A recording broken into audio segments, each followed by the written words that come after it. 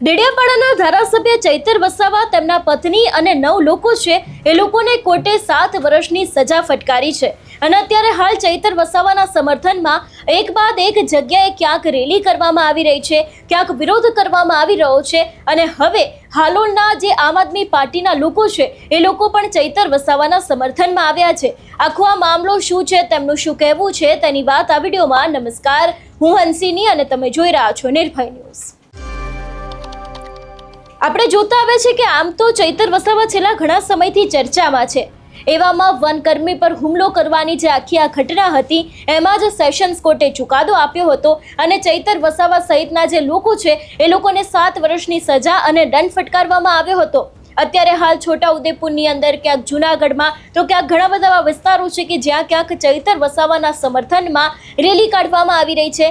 આમ આદમી પાર્ટીના લોકો પણ તેમના સમર્થનમાં આવ્યા છે। ઘણી બધી જગ્યાએથી તેમને સમર્થન મળી રહ્યું છે। ડેડિયાપાડામાં આગામી દિવસમાં એક મોટો કાર્યક્રમ ચૈતર વસાવાના સમર્થનમાં થવાનો છે, ત્યારે હવે આ જ સમગ્ર મામલે હાલોલની અંદર પણ ચૈતર વસાવાના સમર્થનમાં એક રેલી નીકળી હતી। સૌથી પહેલા તો એ દ્રશ્ય ઉપર નજર કરીને એ બાદ લોકોએ શું કહ્યું તે પણ સાંભળીએ।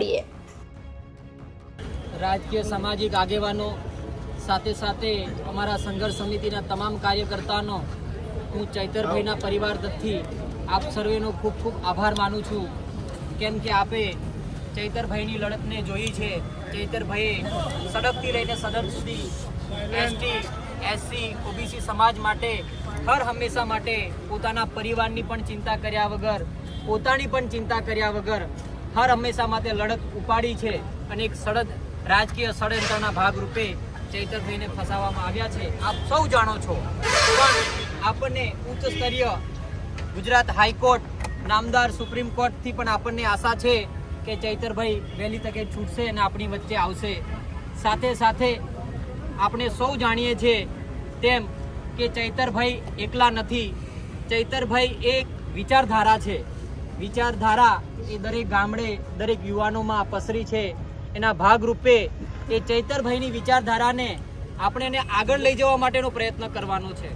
ઘણા સત્તા પક્ષને, ઘણા રાજકીય કિન્નાખોરી રાખવાવાળા લોકોને એવું મનમાં છે કે ચૈતરભાઈને જેલમાં મૂકી દેવાથી ચૈતરભાઈનો અવાજ દબાઈ જશે, એમની વિચારધારા અટકી જશે।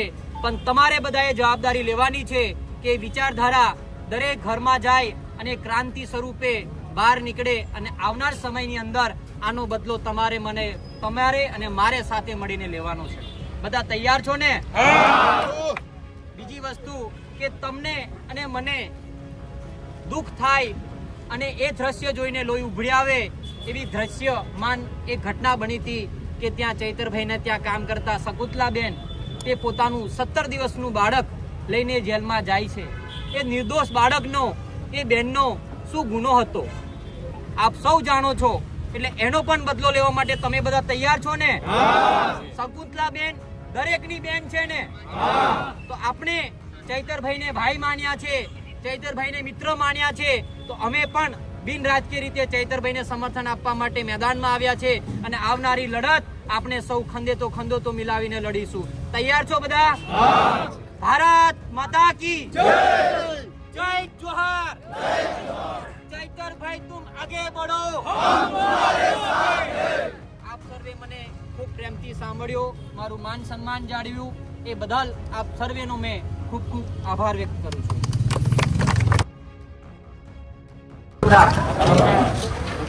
સૌપ્રથમ દરેક ગામમાંથી પધારેલા રાજકીય સામાજિક આગેવાનો સાથે સાથે સંઘર્ષ સમિતિના તમામ કાર્યકર્તાઓનો હું ચૈતરભાઈ વસાવાના પરિવાર થકી આપ સર્વેનો ખૂબ ખૂબ આભાર માનું છું।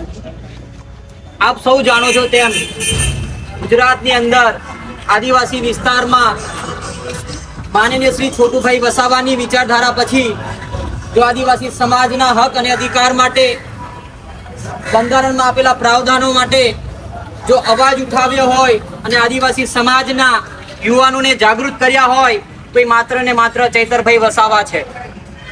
ચૈતરભાઈ વસાવા પોતાના પરિવારની અને પોતાની ચિંતા કર્યા વગર હર હંમેશા માટે એસસી, એસસી અને ઓબીસી સમાજના દરેક મુદ્દે જ્યાં જ્યાં અન્યાય થયો છે ત્યાં ત્યાં ન્યાય માટે લડવાનું કામ માત્ર ને માત્ર ચૈતરભાઈ વસાવાએ કર્યું છે। ક્યાંક કોઈક લોકોએ રાજકીય કિનાખોરી રાખીને આપણા ભાઈ આપણા મિત્રને રાજકીય ષડયંત્ર રૂપે ઉપજાવી કાઢેલા કેસની અંદર એમને 7 વર્ષની જે સજા થઈ છે તેનાથી આજે આખો આદિવાસી સમાજ આખું ગુજરાત ચિંતામાં અને આઘાતમાં છે.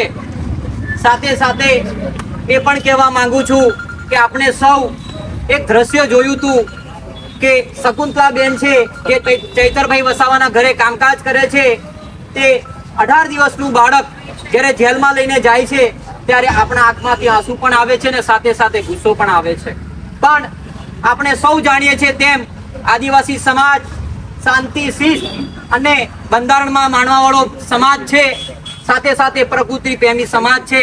તો આપણે ઉચ્ચ સ્તરીય મતલબ હાઈકોર્ટ અને સુપ્રીમ કોર્ટ પાસે એવી આશા રાખીએ કે આપણા ચૈતરભાઈ સાથે ન્યાય થાય અને ચૈતરભાઈ વસાવા ટૂંક સમયની અંદર આપણી વચ્ચે આવે અને સમાજના દરેક મુદ્દે આપણે સાથે મળીને લડીશું. બસ આપ સર્વે મને શાંતિથી સાંભળ્યો એ બદલ આપ સર્વેનો ખૂબ ખૂબ આભાર. હવે આપણા ઘોઘંબા તાલુકાના અગ્રણી એવા આપણે ગુલસિંહભાઈને પણ વિનંતી કરીએ કે તે પણ ટૂંકમાં આપણને 2-4 શબ્દો એમના સંબોધે. બધાને નમસ્કાર. ભારત માતા કી જય. આપણા બંધારણને ઉપરવટ જઈને આ દેશમાં 2 પ્રકારની ન્યાય તોલાતો હોય ત્યારે આપ તમામ યુવાનો જાગૃત છો. પક્ષાપક્ષી છોડીને પણ આપણે અહીંયા બધા ભેગા થયા છે, માત્ર ચૈતરભાઈ માટે જ ભેગા થયા છે. ચૈતરભાઈ જેવા કેટલા યુવાનોને અત્યારે અન્યાય થઈ રહ્યો છે આપ જોઈ શકો છો. ભૂતકાળની અંદર અહીંયા 200 યુવાનોને ખોટી રીતના લડાઈ કરી હતી, એમાં કેસ થયા છે. આપણે સાચી લડાઈ જ્યારે કરવા જઈ રહ્યા છે ત્યારે આપણે ભારત દેશના બંધારણને અનુરૂપ ન્યાયની અંદર વિસંગતતા આપણને જોવાઈ રહી છે.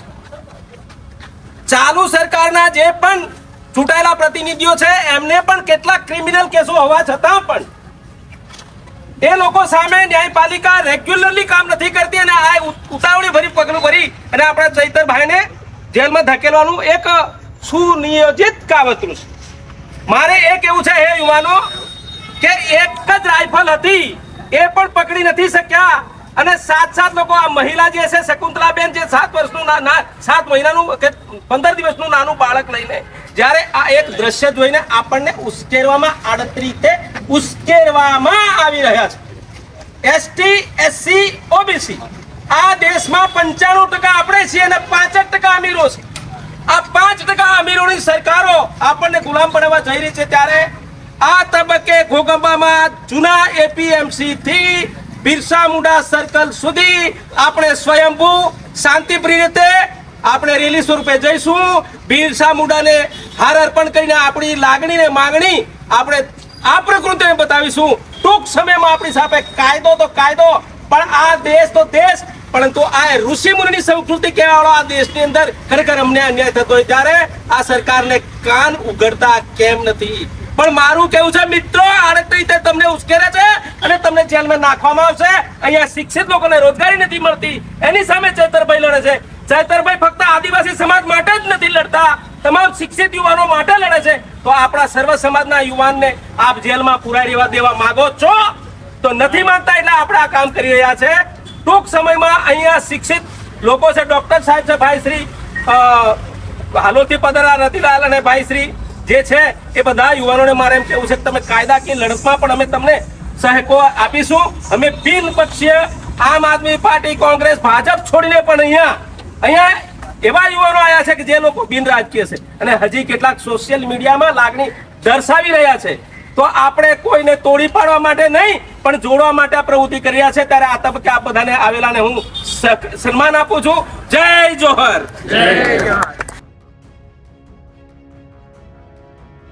એટલે એક તરફ અત્યારે હાલ જ્યારે આખો આ વિવાદ છે તે દિવસે ને દિવસે ચર્ચામાં આવી રહ્યો છે.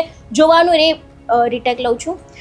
એ પણ રહેશે કે હવે ડેડિયાપાડાની અંદર જે કાર્યક્રમ થશે એમાં શું નવા જૂની થાય છે. આ વિષયને લઈને તમારો શું અભિપ્રાય છે અમને કમેન્ટ કરીને ચોક્કસથી જણાવજો. તેની સાથે અમારી ચેનલ નિર્ભય ન્યૂઝને લાઇક, શેર અને સબસ્ક્રાઇબ કરવાનું ભૂલશો નહીં. નમસ્કાર.